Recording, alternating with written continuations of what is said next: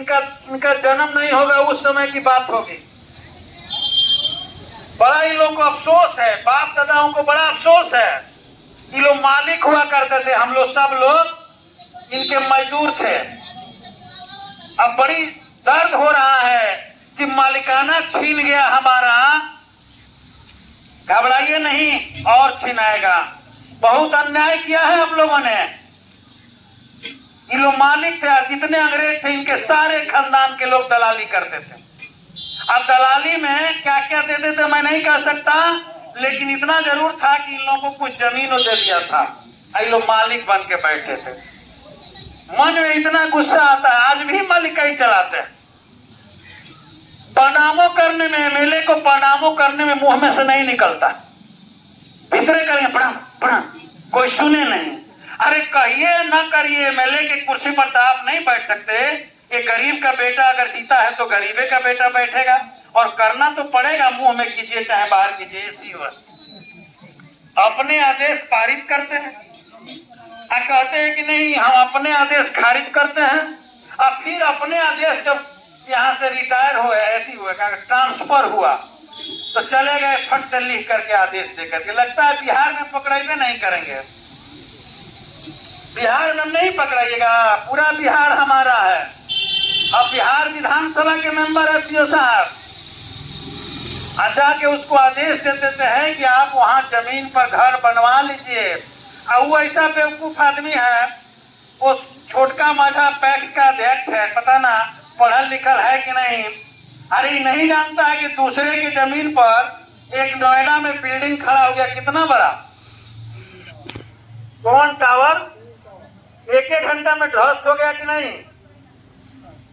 कानून जो है दूसरे, आज मैं सबसे कह रहा हूं कि दूसरे के जमीन पर पहले लोग समझते थे कि हम दखल कब्जा करके बना लेंगे तो वो हमारा हो जाएगा। ये सब भ्रम में मत रहिए।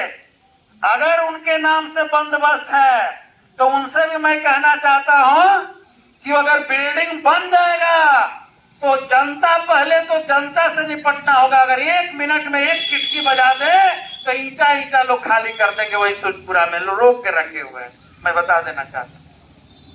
और दूसरी बात कि बन भी जाएगी बिल्डिंग तो कोर्ट का आदेश होगा, पहले जमीन क्लियर कीजिए ना।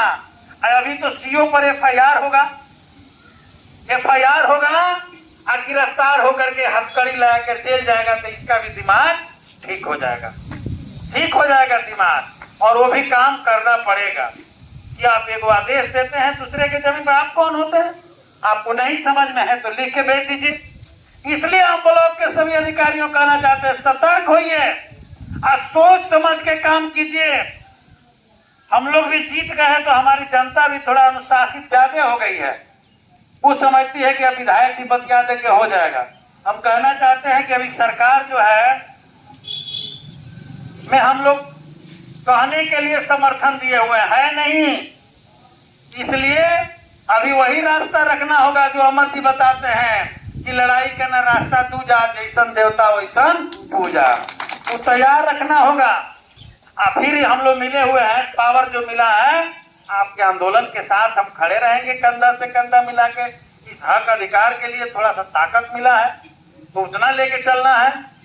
तो ये जो है आदेश दे दिए कि है जो है बनवा लीजिए। बिहार में कहीं तो भेटा जाते, खैर चले आए फिर यहीं पर, अब देखते हैं, लेकिन रहेंगे नहीं, चल जाएंगे। 3 साल जो हो गया है तो जाना ही है, लेकिन ये बहुत गलती करके गए हैं, इसका खामियाजा भुगतना पड़ेगा।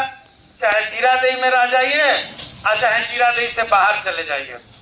हम ये भी नए सीओ हैं, चाहे पुराने जो है सीओ से कहना चाहते हैं और आप लोगों से भी कहना चाहते हैं कि जिस जमीन पर आप बसे हैं उस जमीन का आवेदन तैयार कीजिए, खाता खेसरा सहित, और ला करके सीओ के मूड़ी पर पटक दीजिए कि लीजिए और हमको जमीन दीजिए।